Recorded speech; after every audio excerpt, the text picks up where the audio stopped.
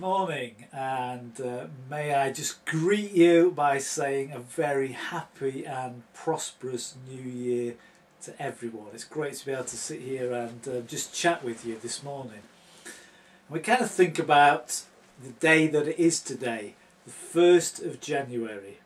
It's that time of year when we maybe take time to reflect on the past year and look forward to what's coming, look forward to the year we're just entering into now.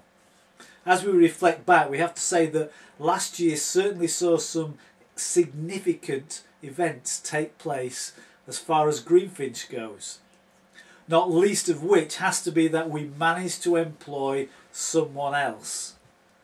For the past 3 months, Damien has been given his time and his efforts to the cause of leading our youth. And I have to say, doing a great job at it too. Already in the 3 months that he's been with us, we've had 3 major events. Firstly, the youth and a group of supervisors took a trip down to Hillsong's church in London. If you don't know much about Hillsongs, they meet in the Dominion Theatre in the West End. They have 3 services, each attracts 3,000 or 4,000 people, and they are quite loud and brash in their worship. And it was great to expose our younger people to a bigger church environment. And I think it's fair to say, if you ask them, they would all say that they loved the day out.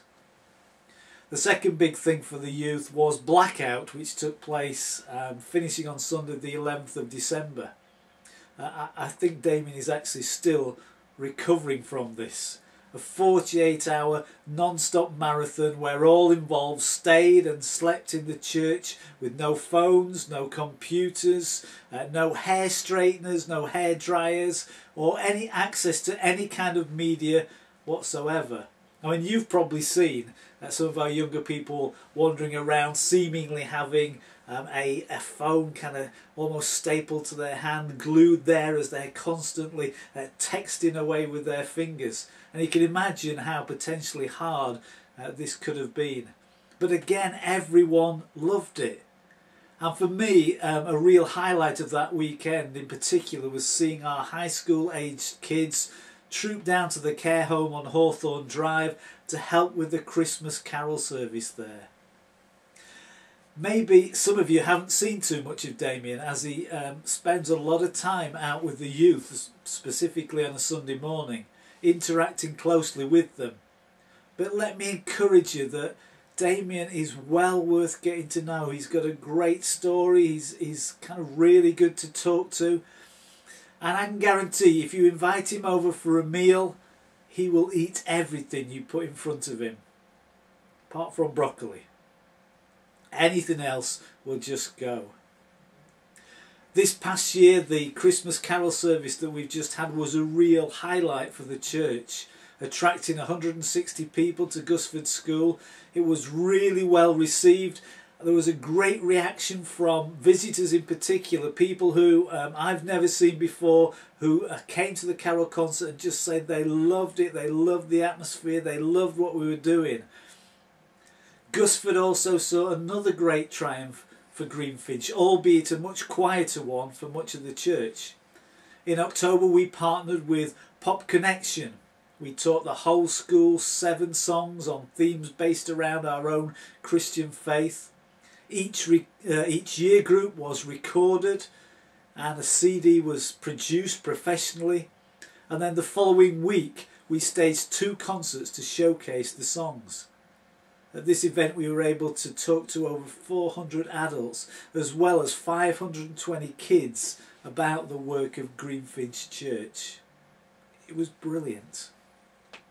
I guess another personal highlight from earlier in the year would be the second group that Greenfinch sent out to Zambia. I think it's fair to say that for everyone that went, it was a significant and life-changing event. And it's something that I know the group of 6 who are going in this year, in 2012, will get so much out of. And I think the fact that Zambia was a life-changing event for so many of us is something that is really key to New Year. a life-changing event. I'm not sure about you, but I will admit that I do tend to make resolutions every year. I don't think they would be too hard to guess what they might be. They're rarely anything out of the ordinary.